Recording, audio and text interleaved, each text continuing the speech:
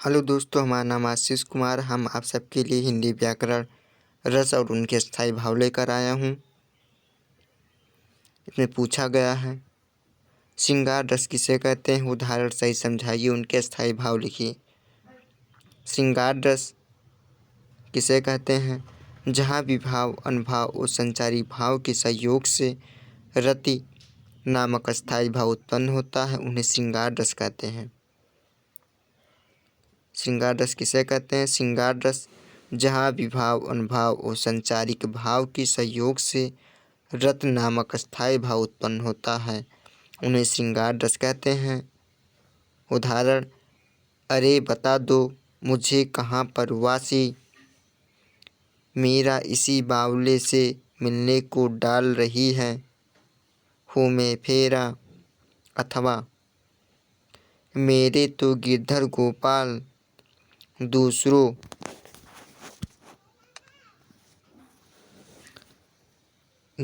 न कोई, जाके सिर मोर मुकुट मेरा पत सोई। अस्थायी भाव रत हैं। श्रृंगार रस के दो भेद होते हैं, सुयोग श्रृंगार, वियोग श्रृंगार।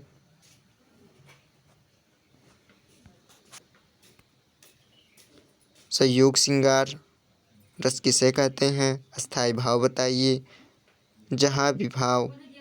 जहाँ नायक और नायिका की पारस्परिक मिलन में रत नामक स्थायी भाव उत्पन्न होता है, उन्हें संयोग श्रृंगार कहते हैं।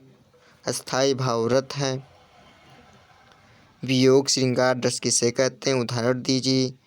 जहाँ नायक और नायिका की पारस्परिक अलग होने में अर्थात विछड़न होने में रत नामक स्थायी भाव उत्पन्न होता है, उन्हें संयोग श्रृंगार रस कहते हैं। अस्थायी भाव रत है। उदाहरण, सागर जैसा दर्द है, पर्वत जैसी पीर, प्रीतम तेरे विरह में जीवन हुआ अधीर।